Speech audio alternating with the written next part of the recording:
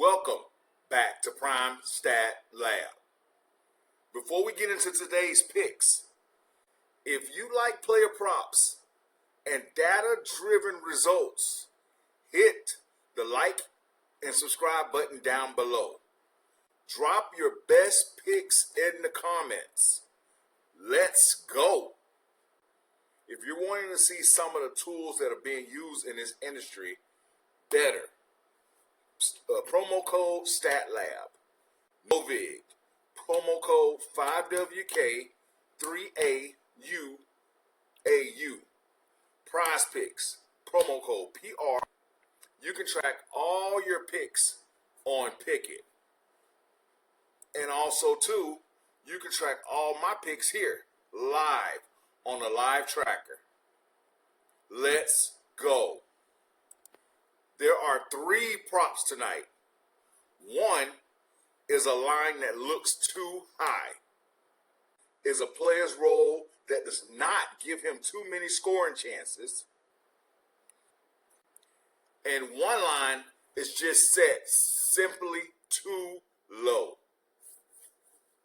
Once again, if you treat all of these the same way, you are not thinking the right way about probability on this. Let's break them down. Tari Eason, under 10.5 points. This right here, this comes down to what he usually scores. Most of Eason's games land between 5 and 9 points. The last 5 games, he averaged around 5.4 points. And the last 20, he averaged around 9 points. So the line at 10.5 is really asking him to score more than what he normally scores. Now take a look at his role. He doesn't normally get plays run for him, so that normally slows things down a bit. Normal scoring, that line looks a little bit too high. So we're going to go Tari Eason, under 10.5 points. Okay, now we go Keldon Johnson, small forward. Now, games here, they go anywhere between 12 and 13 points. The Clippers are giving up 17 points, 2.8 assists against small forwards this year. His last 5 games, he averaged roughly 12 points and assists. The last 20 games, the last 10 games, he looks like he's averaging anywhere between 10, maybe 10 and a half. Okay? And then the last 20, it looks like he's averaging somewhere in between 11 and a half and 12.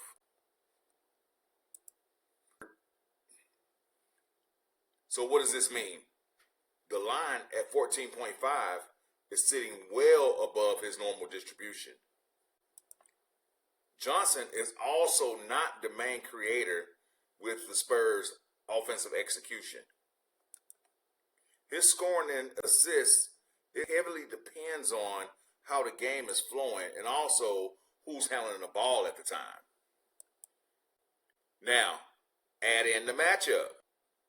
Slower games means fewer possessions and a lesser chance at stats. So then we ask, what am I missing?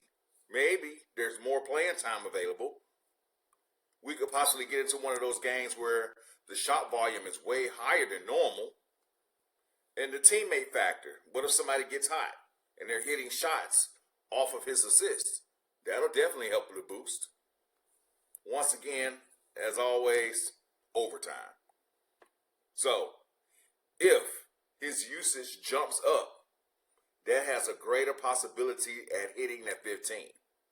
But in a normal game, that range is impossible. So we're going Keldon Johnson, under 14.5 points and assists. Now, before we go any further, if you like the content so far, hit the like button, subscribe, turn on your notifications, okay? Here's a list of promo codes.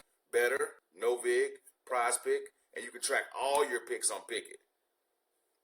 Everything is down below in the description. All right, let's go over to the last pick of the day. Luke Kennard, rebounds plus assists over 1.5.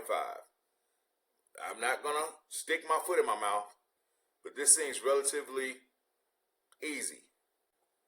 His last 5 games, he sits anywhere between a combined 10 and 3, all meeting the number. Okay? Last 10 games, a little bit of the same. Average around probably 5. Last 20 games, he's on a heater. In Fuego. All right? He's only had 2 games where he missed. Everything else that he played, he has hit. Now, here we go. Head to head. Typically, head to head is where you see some of the resistance. Not in this case. He's still there. So there's no reason to pick the under. So then the question becomes, what am I missing? Maybe he has lower minutes than expected. Maybe there's a blowout that limits his playing time. Maybe there's a change in the rotation. That's a possibility. And the kicker, early foul trouble. But even with all of that, this line is so low that you can basically get to it with just having playing time. So, we're going Luke Kennard over 1.5 rebounds and assists. So, recap. These plays do not carry the same risk at all. The next best position is Torrey Eason. And the more role-dependent play is Keldon Johnson. Last.